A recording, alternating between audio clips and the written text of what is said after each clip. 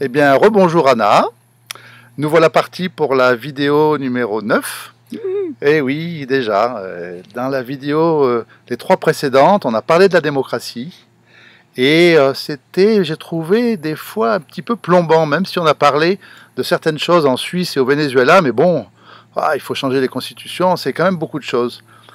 Alors voilà, je me dis, tu es sûr qu'il n'y a quand même pas un moyen pour le citoyen de faire quelque chose par lui-même, sans avoir faire appel et devoir refaire les choses entièrement. Alors c'est vrai que là on est dans un petit travail modeste qui consiste à balayer un peu le champ des sujets politiques, économiques, monétaires, organisation, solidarité. Qui décide? Alors là on arrive dans le sujet que tu soulèves. Et puis à force de dénoncer, on arriverait presque à être négatif. Ou à perdre espoir. Ou à perdre tout espoir. Allez, un peu d'espoir. Parce que c'est vrai que là, si vous regardez derrière, le monde est magnifique, en fait. Et c'est dommage de ne voir que le négatif. Alors, question activité citoyenne, la question est comment entrer en résistance, dans un premier temps sans tout casser. Alors, il y a ce qu'on appelle la résistance passive, la résistance citoyenne, la désobéissance civile. Alors on voit par-ci, par-là On parle bien du sujet de démocratie ici, hein, et non pas du sujet changer de paradigme sociétal. Hein. On voit par-ci, par-là, mais c'est quand même assez rare, des émergences d'actions salvatrices. Par exemple, en Espagne, il y a une petite ville qui s'appelle Marinaleda, qui fonctionne tout à fait en dehors des normes imposées. Depuis longtemps ? J'ai pas les dates, mais ça remonte probablement à la fin du franquisme et peut-être avant. Hein. Donc là, les gens ont pris leur destin en main, ils se sont réappropriés les terres qui appartenaient à une espèce de baron, non pas sanguinaire, mais baron du sang. D'accord.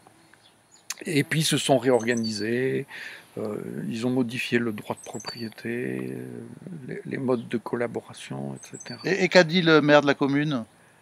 Alors, donc lui, il est un des instigateurs. Ah, d'accord. Alors, ce qui est intéressant, c'est quand on a un... Et ça, c'est très rare. Mais ça existe. C'est quand on a un élu révolutionnaire. Donc, ça se retrouve, par exemple, à Grigny, dans le Rhône. Donc, il y a un maire qui est carrément rentré en désobéissance civile en convoquant, en écrivant à la préfecture, nous allons semer je ne sais plus quelle graine qui n'est pas sur le catalogue des plantations autorisées. Parce que de nos jours, il y a un catalogue des plantations autorisées. Les gens qui n'ont pas à traiter de l'agriculture tous les jours puisqu'ils vont au supermarché ne sont pas forcément au courant. Mais on n'a pas le droit de semer n'importe quelle tomate. Donc là, ils ont voulu semer quelque chose d'interdit. Qu'est-ce qui s'est passé ? Alors, pas de réponse. Et le jour et le jour en question, les gens ne se sont pas déplacés. Parce qu'effectivement... Donc les autorités. Voilà. Les autorités d'en haut, préfecture, police, etc. Parce qu'effectivement, il y a certaines choses auxquelles l'autorité ne peut pas s'opposer de front. Parce qu'elle perdrait la face. D'accord ?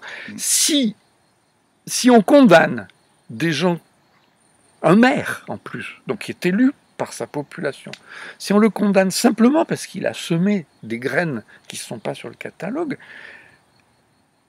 ça va avoir pour l'autorité un effet contraire à l'effet qu'elle souhaite. C'est-à-dire que des gens qui n'étaient pas au courant du problème vont l'être. D'accord ? Il y a quelque chose de très amusant, quelquefois, Donc les faucheurs d'OGM prennent évidemment plus de risques. Il y a quelque chose de très amusant à contrer le pouvoir sur des terrains où il n'osera pas affirmer soit son incompétence, soit sa perversion. Parce qu'effectivement, interdire certaines graines de tomates anciennes, condamner des associations comme Cocopelli, qui vendent des graines non cataloguées, mais qui sont consommées par les humains depuis 10 000 ans. D'accord, il y a quelque chose quand même qui est bizarre, et sans être trop soupçonneuse, je pense que la présence des lobbies au Parlement, que ce soit le Parlement français ou le Parlement européen, ou à Bruxelles, n'est pas étrangère à cette situation. Oui, donc du coup, sur cet axe-là de très global, et on revient aux vidéos précédentes avec un autisme croissant, plus la dimension est grande, si on se ramène au contraire sur une dimension locale, communale, voire d'un hameau ou d'un groupe d'habitation, ça, tu nous cites dans des exemples où des actions ont malgré tout pu être menées, et dans la durée en plus. Voilà. Si on veut résumer un petit peu oui. ta remarque. Donc il y a aussi une commune, mais donc avant j'ai fait un petit infarctus en novembre. Donc avant mon infarctus, j'avais envie de m'y rendre pour mener enquête. Il y a, paraît-il, dans le Jura, un village qui s'appelle Vendoncourt, et qui fonctionnerait en démocratie directe. Bon, on va essayer de se renseigner là-dessus pour la prochaine fois, et on donnera plus de détails à nos chers auditeurs. Mais c'est-à-dire que les gens doivent bien comprendre, à travers ce petit échange là entre nous deux, que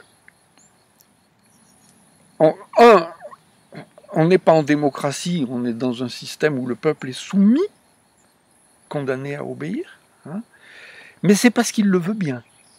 Il y a une espèce de complicité du soumis par rapport à son dominant. Il est certain qu'à partir du moment où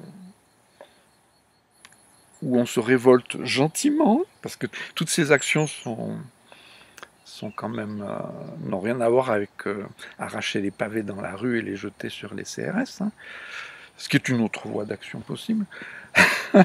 Hein, à partir du moment où on résiste sur des terrains bien précis, on est inattaquable. N'oublions pas que le petit nombre, comme son nom l'indique, est petit, et que le grand nombre est grand. D'accord ? Donc c'est le grand nombre qui a la force, mais il n'en use pas. Très bien. Merci Anna de nous donner quelques pistes positives et d'espoir. Il y en a d'autres. Hein. Ah ben on va les développer le coup d'après. Merci beaucoup et à bientôt.